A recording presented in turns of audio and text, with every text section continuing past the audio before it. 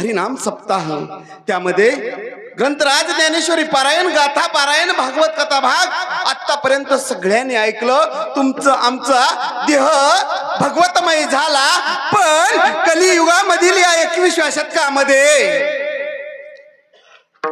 बाळू मामा लीलामृत पारायण हा नवाध्याय सुरू झालाय. ध्यानात घ्या, बाळू मामा लीलामृत पारायण हा नवीन अध्याय कलियुगामध्ये सुरू झालाय. त्याचं कारण आहे, लीला हा शब्द महत्वाचा आहे. लीला हा शब्द महत्वाचा आहे. लीला करण्याचा अधिकार देवाचा आहे. या मृत्यू लोकामध्ये देवानी फक्त लीला केल्या. देवाचं येणं सुद्धा लीला आहे, देवाचं जाणं सुद्धा लीला आहे, देवाचा वनवास सुद्धा लीला आहे, देवाचं गाई गुरं राखणं सुद्धा लीला आहे. कारण लीला करण्याचा अधिकार माझ्या जगाच्या मालकाचा परमात्म्याचा आहे. पण आज या मेकळी गावामध्ये त्याच लीलामृताचं पारायण होतंय. याचा सरळ साधा सोपा अर्थ, संततेची देव, देवतेची संत, निमित्त त्या प्रतिमा.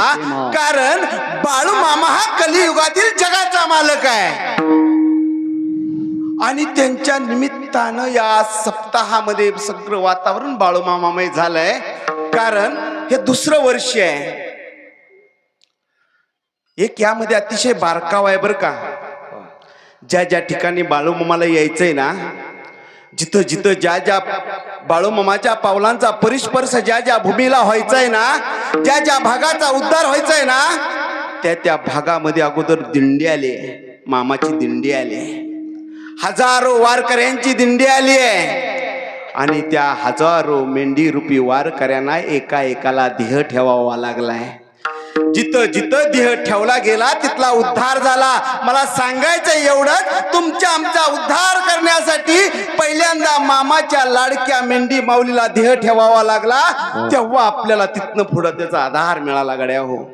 आणि त्या मेंढी माऊलीचं मंदिर आहे, माझ्या बाळूमामाचं मंदिर आहे. आणि त्या निमित्तानं हा दुसऱ्या वर्षाचा सप्ताहाच वेळ आहे. आणि या दुसऱ्या वर्षानिमित्त माझं पामरांना तुम्ही अगदी सहज प्रेमानं बोलवलं, तद्बद्दल प्रथमतः शब्दशारून व्यक्त करून आपण मूळ विषयाकडे वळूया. कारण वेळ नियोजनापेक्षा जास्त झालाय. बाळू मामाच्या दरबारामध्ये संत नामदेवरायांचा अभंग आहे. आणि अभंगाचं वर्णन करताना असा विषय आहे की अभंगाचा भावात सरळ अर्थ सांगून जातो की अभंगातलं पहिलं चरण सांगते की ब्रह्ममूर्ती संत जगी का अवतरले. का अवतरले तर त्यांना फक्त उद्धार करायचा होता, दीनजनांचा उद्धार करायचा होता, म्हणून संतांचं येणं आहे. बरं, संतांनी उद्धार केला म्हणजे नेमकं काय केलं